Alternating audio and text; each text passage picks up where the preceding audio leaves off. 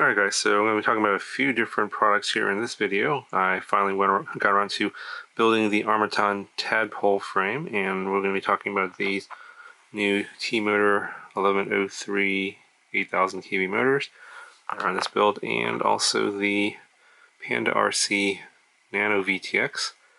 And not a whole lot to talk about here about the VTX. Obviously very tiny and very light. I'll show you the weight here in a second with the antenna on. It's got a micro FL antenna. You can use the button here to change your band channels and power if you want via the lights, but it's probably going to be a lot easier to use smart audio. And you can use these 4 pads down here to connect your power and your smart audio signal, as well as the video signal. I'll put up a little picture here of what the diagram for the wiring should be. And then you have these little tabs on the corner so that you can take off the little mounting holes if you want, and not use if you're not going to be mounting it on a 16 by 16 stack, for example. Then you can save a little bit of weight by taking that off. And if you're not going to be using the holes for mounting, you can maybe use some double-sided sticky tape or some VHB or something like that if you want to make a really light build. That's kind of what I did here, but I actually didn't take the tabs off on my build here. And let me just show you that before I show you the build. Let me give you a look at the motor. I did post some photos up on my Instagram a long time ago.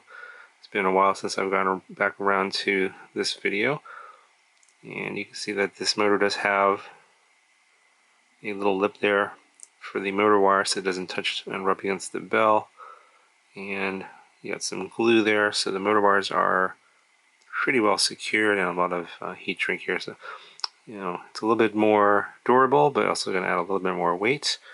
And let's go ahead and start showing you the weight of all this stuff. The Nano VTX is about 1.5 grams with the antenna on, and the motor with all the motor wire, 5.2 grams. So obviously you're going to cut some of that off, which I did here, but it is a little bit on the heavy side for an 1103 motor. And let me go ahead and show you the build here. So, pretty light build. The frame itself is about 17 grams without any electronics on it. So, and I didn't use any of the foam parts that were included. I think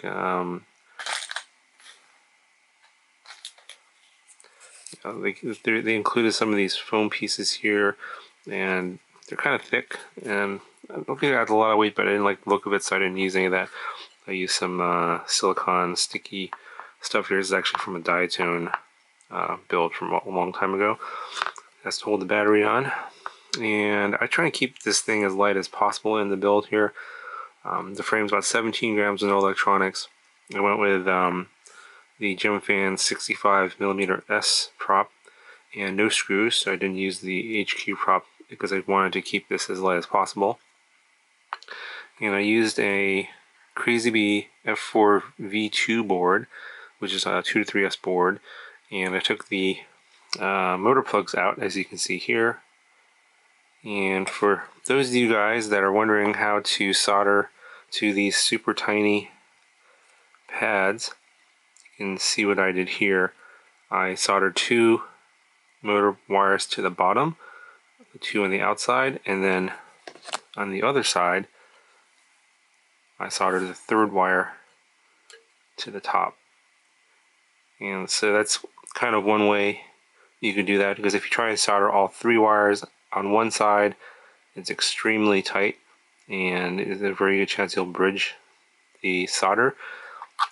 So if you're wondering a technique to solder to these super tiny pads, this is one way of doing it.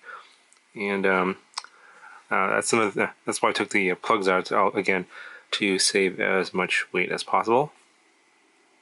And then on top I stuck the Panda Nano VTX. I just used some VHB to stick it to the top of the flight controller, and I kept my connecting wires as short as possible.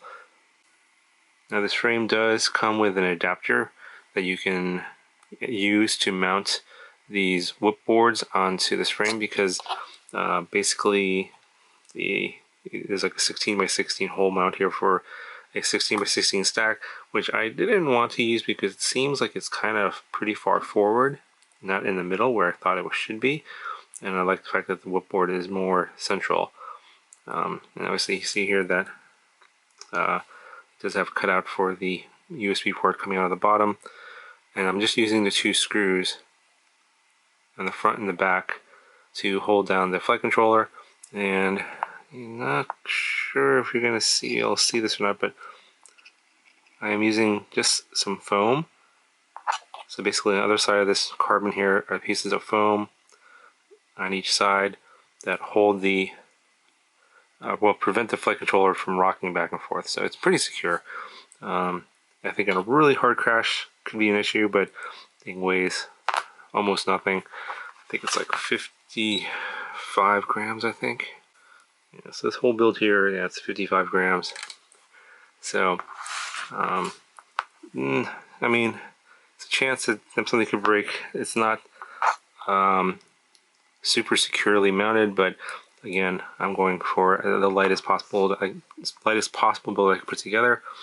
And I'm still using the, not sure if you guys are going to be able to see this or not, still using the SPI receiver. You can see the antenna still on here.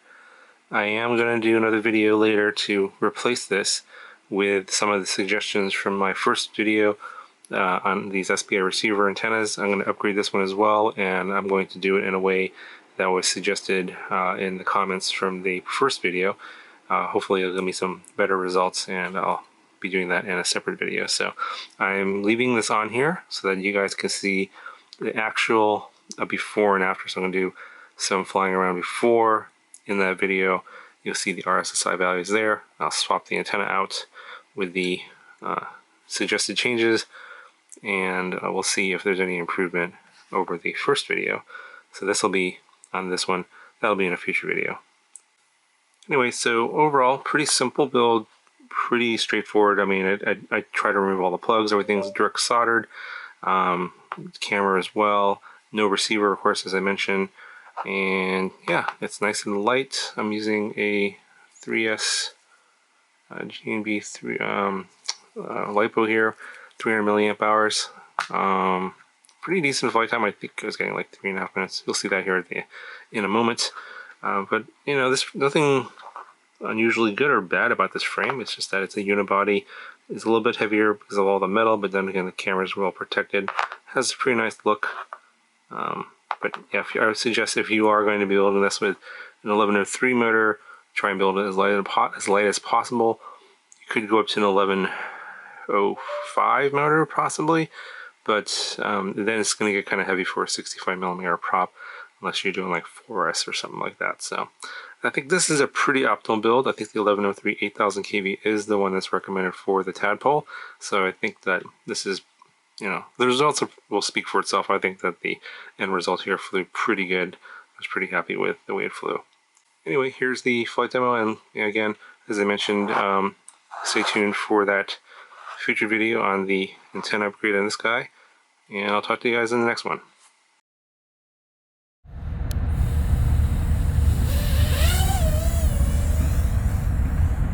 Alright, so I'm not going to fly too far. Sure, this onboard SPI receiver, even though I moved the antenna to the top, is going to have all that greater range. But it's flying really nice on default PIDs with the RPM filter. No wind today, much better. But there's a lot of construction noise in the background.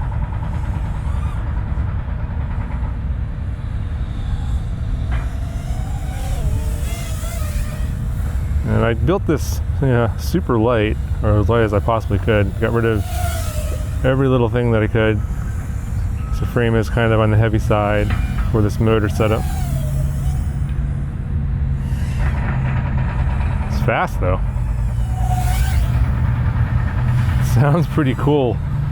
Those props sound pretty nice.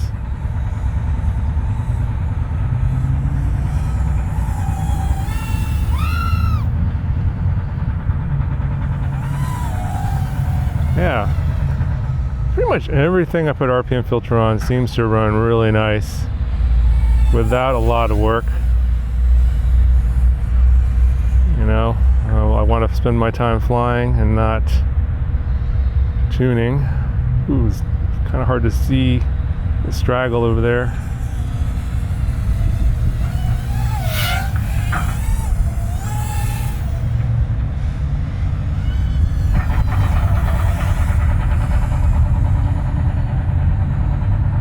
I kind of need to put this this video transmitter on something that has more range. I mean, obviously at this range it's pretty decent. I'm only running 25 milliwatts, hardly any video break up here. Nice open area. But you can see the video transmission is pretty good. See if I get down a little low here to the ground below me. And these motors, they feel great.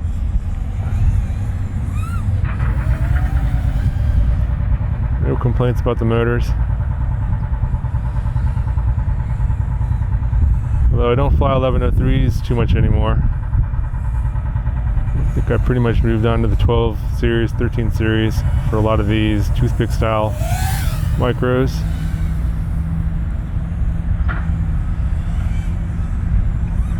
Pretty good flight time. I'm running a 300 milliamp hour 3S high volt, and I didn't even charge it to high volt, just to 4.2 volts. 10.3 volts, about 3 minutes, not bad. It's about what I was expecting. Probably have more videos in this guy a little later, but yeah, let me know what you guys think, if you want to see more videos or not on the Tadpole. Seems to fly pretty nice. Can't complain too much.